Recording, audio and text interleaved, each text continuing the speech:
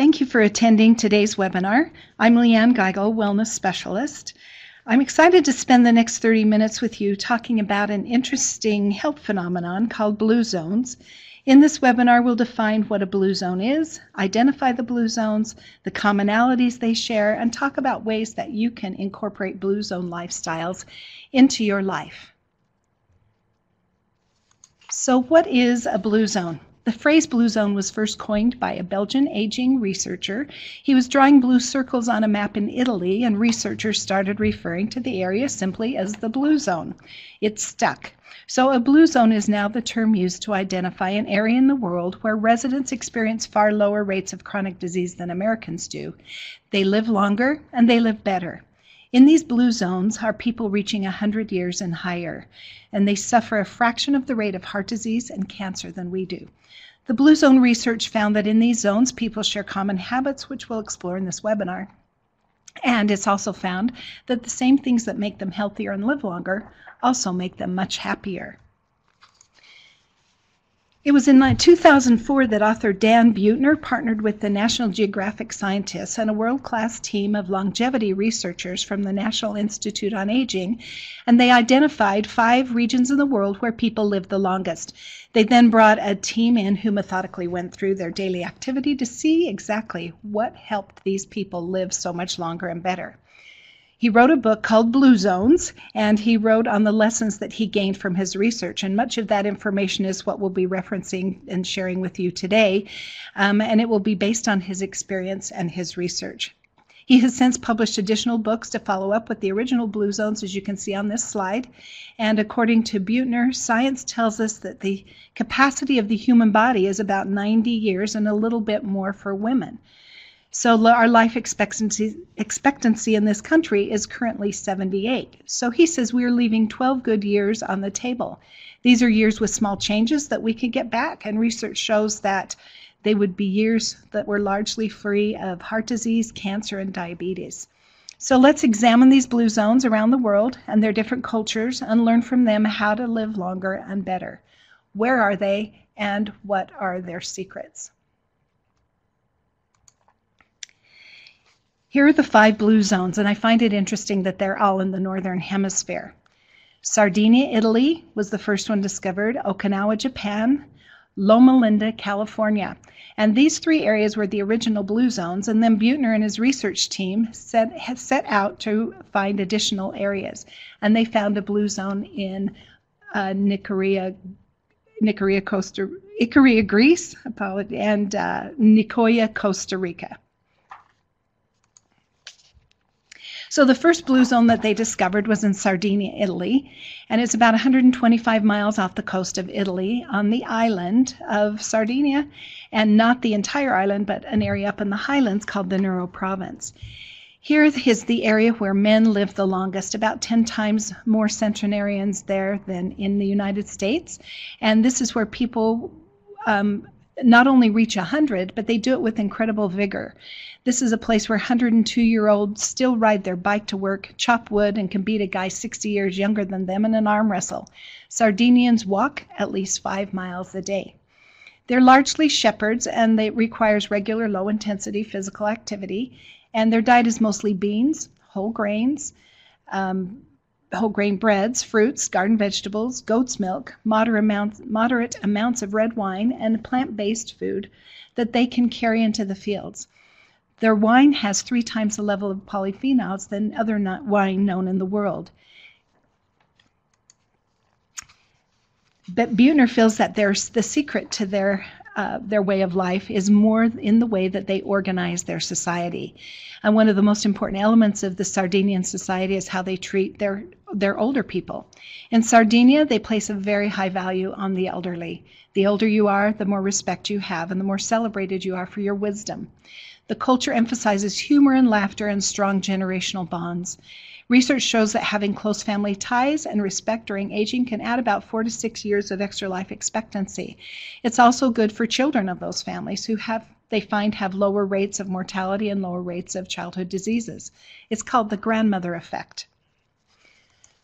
The second blue zone is in Okinawa, Japan, islands 800 miles south of Tokyo. This is the place where the oldest living female population is found, and it's a place where people have the longest disability-free life expectancy in the world. They have a fifth the rate of colon cancer and breast cancer, and which are big killers here in the United States, and they have 1/6 the rate of cardiovascular disease. These people have something that we can learn from. Their diet is primarily vegetarian, full of lots of colors, and includes stir-fried vegetables, sweet potatoes, and they eat about 8 times as much tofu as Americans do. Older Okinawans typically garden, growing turmeric, fresh vegetables, ginger, herbs, and they are active walkers. The woman in the lower left picture, Gozi Shinzato, is 102 and lives independently in a tiny wood and rice paper house. She tends to her vegetable garden daily. Again, with Okinawan, social connection is very important. If you were born in Okinawa, you were born into a system where you automatically have about a half a dozen friends with whom you travel through life. It's called a moai. And if you're in a moai, you're expected to share the bounty if you encounter luck. And if things go bad, a child gets sick, a parent dies, or you always have someone who has your back. This particular moai, seen in the upper right-hand corner, these ladies have been together for about 97 years, and the average age is 102. In the Okinawan language, there is not even a word for the retirement, yet these older Okinawans can readily articulate the reason that they get up in the morning. Instead, they have a word called ikigai, that roughly translated means the reason of which you wake up in the morning, a true sense of purpose. And they also have all kinds of little strategies to keep them from overeating, which is a big problem in the United States. They eat off smaller plates, they tend to eat fewer calories, and fewer calories at each sitting, and instead of serving family style, which tends to be mindlessly eating and picking at food while you're around the table talking, to the counter, put their food away, and then bring it to the table. And they also follow a 3,000-year-old adage that's invented by Confucius known as the Hara Hachibu diet. It's simply a saying where people say before their meal to remind them to stop eating when their stomach is 80% full. It takes about a half hour for that feeling to travel from the belly to the brain, and so by remembering to stop at 80%, it helps them prevent them from overeating. America's longest living population is located in Loma Linda, California. There lives a high concentration of Seventh-day Adventists. Their lifespan is about 10 years longer than most Americans. They celebrate their Sabbath from sunset on Friday until sunset on Saturday, which they call their 24-hour sanctuary in time. They take this sanctuary in time very seriously. For 24 hours every week, no matter how busy they are, how stressed out they are at work, they stop everything and they focus on their God, their social network, and then hardwired into their religion are nature walks, not just occasionally, but every week for a lifespan. Adventists also tend to hang out with other Adventists, and they influence each other in profound and measurable ways. Their congregations include different ethnicities. They're white, black, Hispanic, Asian, and the only thing that they have in common are a set of very small habits that they follow ritualistically for most of their lives. They take their diet directly from the Bible, where God talks about legumes and seeds, green plants, and little meat. They don't smoke or drink. They stay active. They follow a vegetarian diet. They snack on nuts. They eat a light dinner, plenty of water, and they maintain a healthy body mass index. Up in the upper top left corner, those two pictures are of Ellsworth Wareham, who is a 97-year-old. He's a multimillionaire, and yet when a contractor wanted $6,000 to build a privacy fence, he said, "For that kind of money, I'll do it myself." And he did. So for the next 3 days, he was out shoveling cement and hauling poles around. And on the 4th day, he ended up in the operating room, but not as the guy on the table, the guy doing the open heart surgery. At 97, he still does 20 open heart surgeries every month. The lower pictures of the gentleman swimming is Ed Rawlings, 103 years old. He's an active cowboy, and he starts his morning with a swim. And then Buettner introduces us to Marge Deaton. She's 104. She starts her day with lifting weights, riding a bicycle, and then she gets in her car and drives down the San Bernardino Freeway, where she volunteers for 7 different organizations doing service for people 30 years younger than her. Her motto is, "A stranger is a friend I haven't met yet." Now there is a woman with purpose. Ikaria, Greece is the next blue zone, and most Ikarians are almost entirely free of dementia and other chronic diseases that plague Americans. 1 in 3 make it to their 90s, and Ikarians have woven a recipe for longevity into their culture and into their lifestyle. The longest lived Ikarians actually tend to be the poorer people living on the island's highlands, and they exercise mindlessly by just gardening and walking to their neighbors' houses or doing their own yard work. And the lesson to us from them is to engineer more mindless movement into our lives. Ikarians eat a variation of Mediterranean diet with lots of fruits and vegetables, whole grains, beans, sweet potatoes, and olive oil. People in Ikaria enjoy drinking herbal teas with their family and friends. These teas are packed with antioxidants and with wild rosemary, sage, oregano teas. They also act as a diuretic, which can help keep their blood pressure in check. Ikarians take a mid-afternoon break, and they nap regularly and have up to 35% lower chance of dying from heart disease. So it may be because napping lowers stress hormones and rests the heart. Ikarians foster social connections, which have been shown to benefit overall health and longevity, as we've discussed with the other blue zones. But instead of cow's milk, Ikarians drink grass-fed goat's milk. It provides potassium and the stress-relieving hormone tryptophan. And when men in their 90s and 100s are asked what they do to keep fit, they all have the same answer: they dig in the earth. So the last blue zone is Nicoya, Costa Rica. This Central American nation really isn't that far from us geographically, but it's worlds ahead of us in their longevity. It actually is a country that is pretty economically secure and has excellent health care. One thing Nicoyans have is this plan de vida, or a reason to live, which gives a positive outlook among elders and helps them keep active. Another is the focus on the family, and especially an ability to listen and to laugh with one another. Nicoyan centenarians frequently visit with neighbors and enjoy strong social connection. Nicoyans eat a light dinner early in the evening, and as we've seen in other blue zones, they eat fewer calories, which appears to be one of the surest ways to add years to life. They do get some sensible sun regularly. They say about 15 minutes on arms and legs, which produces the vitamin D for strong bones and healthy body function. They drink hard water, which has the country's highest calcium content, and perhaps some of the reason for their low heart rates of heart disease, and as well as stronger bones and fewer hip fractures. Their traditional diet is of maize and beans, which may be the best nutritional combination for longevity known in the world. And up in the upper right-hand corner is Maria Francesca Isolina Carrillo, who is 107 years old.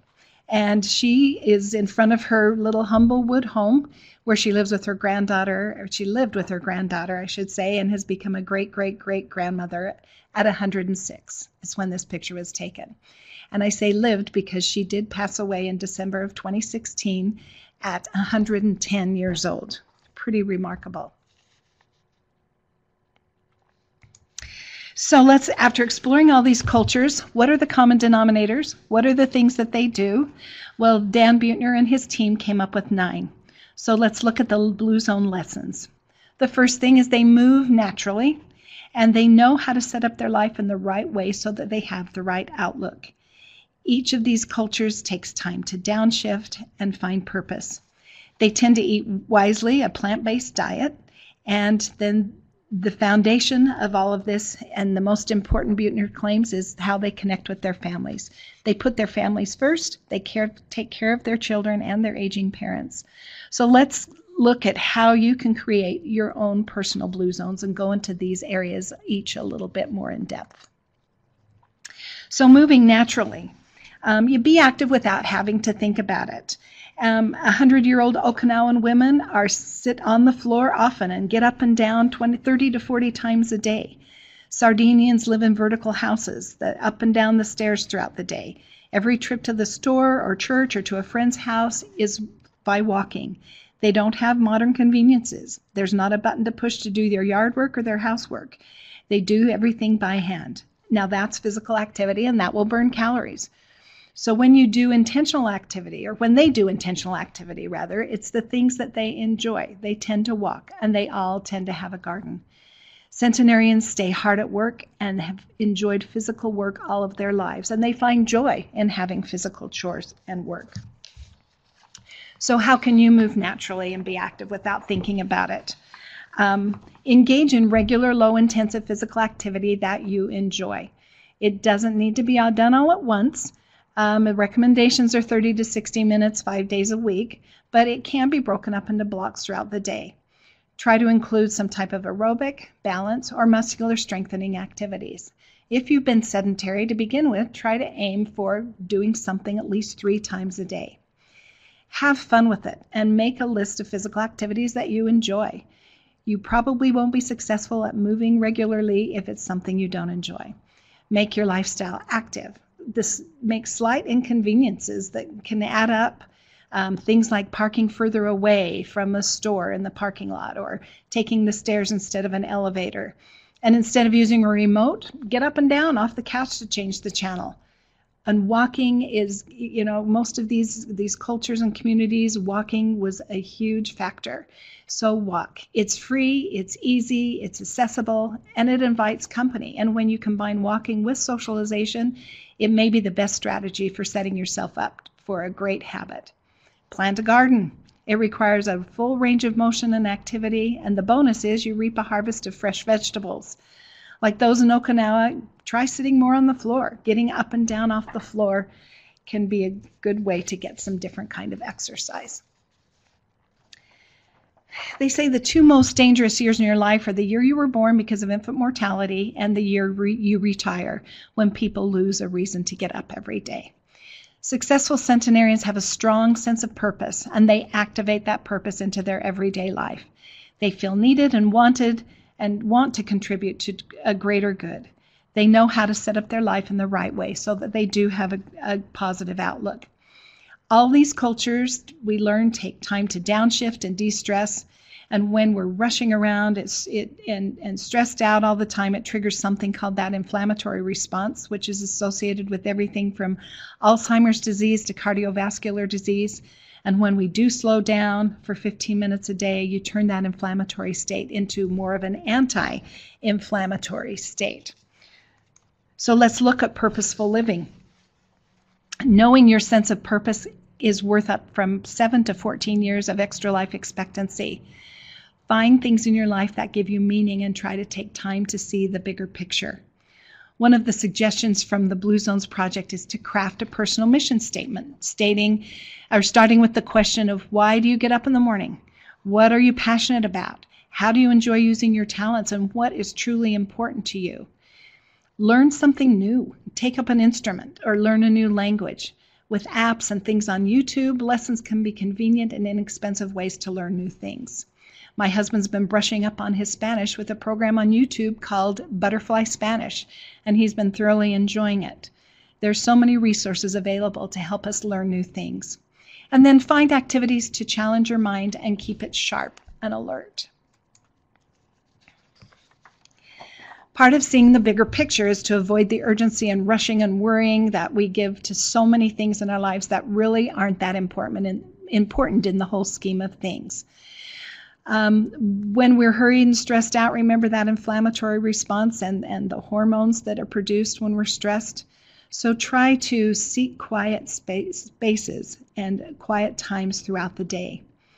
Learn to be present and in the moment, trying to stay centered and focused on what you are doing now. Practice deep breathing and take a moment to meditate and quiet your mind. Meditation and deep breathing have tremendous health benefits. Running late always produces a stress hormone and a stress response. So make an effort to try to arrive at appointments early. And then we are bombarded every day by all kinds of noise and communication. So try to reduce the noise by minimizing time spent with TV and radio and even devices. Put them away for a time during the day. Okay, we're going to focus on diet and eating wisely now. There's no longevity diet necessarily, but they do all tend to eat a plant-based diet. It doesn't mean they don't eat meat, but they do eat lots of beans and nuts. And remember those strategies from overeating, those little things that can nudge you away from the table? Let's try some of those strategies. So first of all, we'll talk about the 80% rule. That's that harahachi boob, which is eating wisely, learning to recognize when you are full enough or when you've had enough on your plate and your stomach is 80% full. You stop eating at that point. Using smaller plates can also help you eat less without even thinking about it, because it makes the food look bigger, as the example here on the slide. Make snacking a hassle and avoid tempting foods. Put candy bowls, cookie jars, and other temptations out of sight. It's going to be difficult to do the day after Halloween, but make an effort to really monitor and modify what you're eating. Eat early. Plan the biggest meal of the day during the first half of the day. Eat mindfully, trying to sit down at the table and eat instead of eating on the run. Put down the fork between bites and minimize multitasking while eating. Enjoy some soft, relaxing music while you eat, and just be present enjoying your meal. Another part of eating wisely is the plant slant. Lead your meal with beans or tofu, making them the centerpiece for your lunches and your dinners. Try limiting your servings of meat to twice weekly, and then have that serving be no larger than a deck of cards. Eat 4 to 6 vegetables servings daily and include at least 2 with every meal. And showcase fruits and vegetables by putting a fruit bowl in the middle of your kitchen table, or put them front and center on the shelves in your fridge. And then eat raw nuts every day. They're a good fat, and we know they can benefit the heart. And the next eat wisely is the wine at 5. Now, the reason wine can be helpful, we've been told, is due to polyphenols that have been associated with lower rates of heart disease. If you don't drink, non-alcoholic wine is available, and grape juice has a similar benefit. So include this wine or juice at gatherings with friends or a time with a spouse, kind of making it your own special event. And also having a glass of wine with a meal creates a little more special atmosphere and makes it more likely that you'll eat slowly. Recommendations are no more than 1 or 4 ounce serving at the most is all you need to have to take advantage of those polyphenols and the health benefits from grapes. Buettner believes that the family and the social aspects of the Blue Zone research may be the most important finding that he found. We've become an increasingly isolated society. 15 years ago, the average American had 3 good friends, and now 1 is what's average. The important foundation of all this longevity is how people connect with one another. That social connection is key. They put their family first, they take care of their children and their aging parents. There are many who are, instead of being the recipients of care, are the ones who are contributing to care and contributing to household and the community. They continue to cook and clean, which keeps them motivated to get up and be part of the family in the morning. They tend to live with their families and children or grandchildren. They provide support and a sense of purpose and belonging. It's not unusual for a 103-year-old great-great-great-grandmother in Okinawa to care for her grandchild. As we saw also with the woman in Costa Rica. They also belong to the right tribe. They were either born into or they proactively create their own tribe and surround themselves with the right people. So what does that mean to belong to the right tribe? Identify your inner circle and who they are. Know the people who reinforce the same kind of habits and lifestyle that you have. Proactively surround yourself with those right people and who support you and who have positive behaviors. Be likable, because your vibe attracts your tribe. And create time together. Friends have a long-term impact on well-being. A healthy-minded, supportive social circle can be the most powerful way to add years to your life. Spend at least 30 minutes a day with members of your inner circle. Strong friendships and family relationships require effort. It does take time to call a friend or to make arrangements to meet or to do activities together, but be willing to put in that effort. It will pay off. And then belonging in a community. And what this specifically means is participating in a spiritual community. All the blue zones tend to have a faith-based organization, which is worth, again, a possible extra 14 years of life expectancy if you do participate 4 times a month. If you already belong to a religious community, take a more active role in that organization. Volunteer to help with activities or with events, or sing in the choir. It will likely enhance your well-being. Studies show that people who get involved doing service within their organization find much more happiness when serving others. So if you don't have a particular faith, commit to trying a new faith community and be open and be willing to learn different traditions and beliefs. The Sardinians pray, the Seventh-day Adventists pray, the Ikarians pray, the Okinawans are spiritual with their ancestor veneration. These are all faith-based communities. And then making family a priority is an important thing with belonging. Putting your loved ones first also means investing time and energy into your children, your spouse, and your parents. And we often take family members for granted and make a conscious effort. We need to be making more of a conscious effort to invest time and energy into our family, and it can reap all kinds of benefits. One way making a family a priority is to establish rituals. Try to eat at least one meal together a day, and preferably without devices. And establish a family tradition like a vacation each year, or making it a point to purposefully celebrate the holidays, or create your own family traditions. Get closer. If you live in a small house, that's actually not a bad thing. It creates an environment of togetherness. And if you live in a large home, try to establish one room where the family does gather together every day. Make a point to take an annual family picture and then display them in your home, kind of your family shrine, or create family photo books or vacation books or photo albums. Turn off the devices and really spend uninterrupted time with your family and truly connect. Sadly, this happens far less these days, and it's becoming more and more of a social problem. So those living in the blue zones, as we've talked about now with all of these 9 areas, have truly taught us simple ways to live better, healthier, and happier. And none of these things on this list that we've learned about are difficult or costly. They're simple ways to enhance your health and happiness while increasing your longevity and your well-being. So we challenge you to try making some of these small changes to see if you feel less stressed and if you're more happy. Hope you've learned something today about these blue zones and ways that you can better your life. Thank you for joining me today, and enjoy your day.